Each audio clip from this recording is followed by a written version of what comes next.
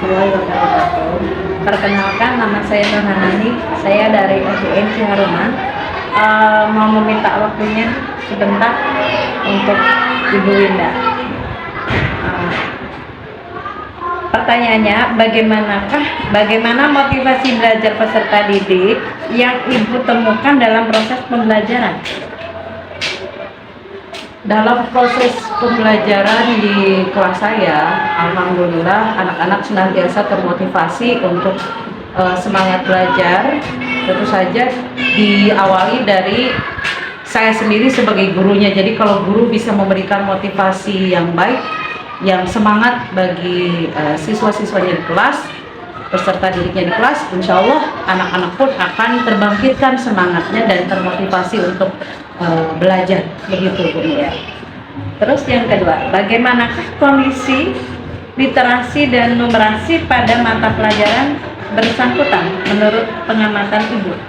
Di kelas kami secara literasi sudah mulai ada pertumbuhan yang menarik. Dalam artian setelah masa COVID memang terjadi penurunan yang sangat drastis dari sisi minat pada hal literasi dan numerasi.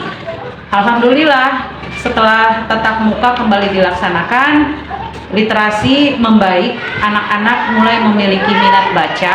Kemudian kami dari pihak sekolah, dari guru-guru juga memberikan waktu khusus untuk peningkatan kembali minat terhadap literasi. Contohnya saja redaton atau membaca secara maraton.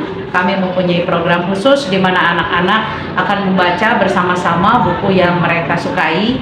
Kemudian terlihat setelah membaca mereka bisa memberikan review terhadap buku yang mereka baca. Sementara untuk numerasi masih perlu banyak usaha dari kami dan juga anak-anak tentunya, bagaimana supaya mereka bisa lebih berminat, lebih bersemangat, lebih bisa memberikan hasil yang positif juga.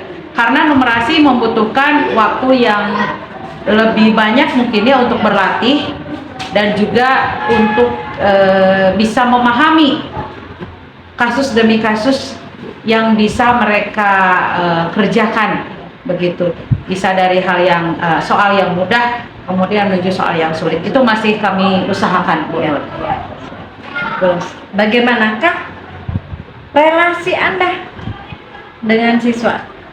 Relasi saya dengan anak-anak di kelas alhamdulillah sampai saat ini berjalan dengan baik. Jikapun ada masalah antar anak maupun saya dengan anak-anak, kami bisa menyelesaikannya dengan baik. Saya berusaha memberikan cara berkomunikasi semaksimal mungkin dengan anak-anak dengan tidak menempatkan diri sebagai guru yang tidak menyenangkan. Berarti saya harus menempatkan diri sebagai guru yang menyenangkan supaya anak-anak juga merasa nyaman bersama saya, begitu. Sekarang pertanyaan yang keempat ya Bu, bagaimanakah cara Ibu menyampaikan beberapa hal tentang siswa kepada orang tua? Apakah secara langsung atau melalui wali kelas? Ya, kebetulan saya adalah wali kelas, jadi saya berkomunikasi langsung dengan orang tua. Kalaupun ada masalah dengan anak ataupun tidak ada masalah dengan anak, orang tua sejauh ini merasa nyaman berkomunikasi langsung dengan saya, baik bertemu langsung di sekolah atau saya melakukan kunjungan visitasi ke rumah, bisa juga melalui komunikasi dengan gawai. Jadi kami berkomunikasi kalau misalnya ada tugas atau ada hal-hal lain yang ingin orang tua komunikasikan dengan saya, mereka tidak menjadikan itu sebagai masalah besar. Komunikasi bisa dengan cara apa saja. Ya, saling berkomunikasi. Iya. Yang kedua, yang keenam, bagaimana cara Ibu meningkatkan potensi dari yang terkait model pembelajaran inovatif?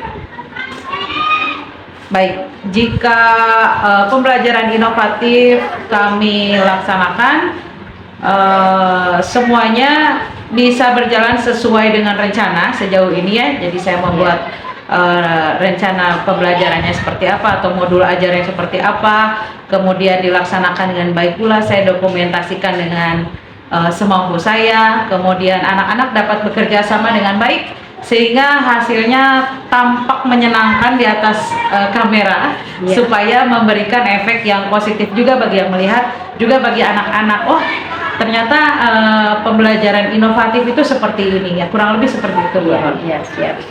Sekarang pertanyaan yang ketujuh ya Bu, bagaimana antusiasme peserta didik dengan model pembelajaran yang diterapkan pada saat ini? Baik, kebetulan di kelas yang saya ampu melaksanakan pembelajaran dengan implementasi kurikulum merdeka, dan sejauh ini anak-anak dapat menikmati pembelajaran yang ada. Mereka menganggapnya menyenangkan, kemudian juga tidak melelahkan secara artian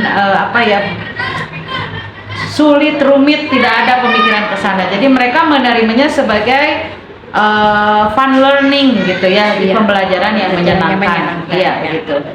Sekarang yang ke-8, bagaimana dengan penggunaan soal-soal hot dalam mata pelajaran ini?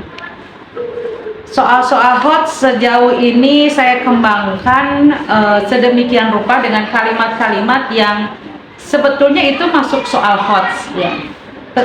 Tetapi bagi anak-anak, jika mereka terbiasa menggunakan kosakata dengan metode pembelajaran yang berbeda, maksudnya dalam hal ini mereka sudah menyerap banyak kosakata baru nih, itu akan memberikan perkembangan yang baik juga bagi otak mereka untuk menerjemahkan soal-soal tertentu, sehingga bagi mereka soal itu tidak sulit, jadi terasa mudah begitu Bu Nur.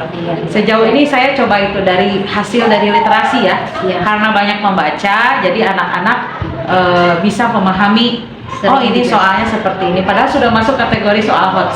Ya. Terus yang ke-9, sejauh mana pemanfaatan teknologi dalam pembelajaran? Teknologi dalam pembelajaran sampai saat ini menurut saya di sekolah kami cukup mengikuti perkembangan zaman. Kami memakai layar proyektor untuk pembelajaran, kami menggunakan gadget untuk pembelajaran, kemudian juga berbagai macam aplikasi yang dibutuhkan untuk pembelajaran. Contohnya saja aplikasi Canva, saya manfaatkan itu untuk anak-anak supaya bisa menampilkan dekorasi yang menarik, entah itu untuk soal, entah itu untuk dekorasi kelas, kemudian juga aplikasi Quizizz itu untuk menjawab soal-soal dengan menyenangkan melalui HP atau melalui gadget. Begitu Bu Nur, beberapa di antaranya. Sekarang untuk pertanyaan yang terakhir Ibu ya, apakah fasilitas dari sekolah sudah mendukung pelajaran inovatif tersebut? Baik, sampai saat ini saya katakan sangat mendukung. Kebetulan sekolah tempat saya mengajar memang memiliki fasilitas yang cukup baik, meskipun kami harus menggunakannya bergantian.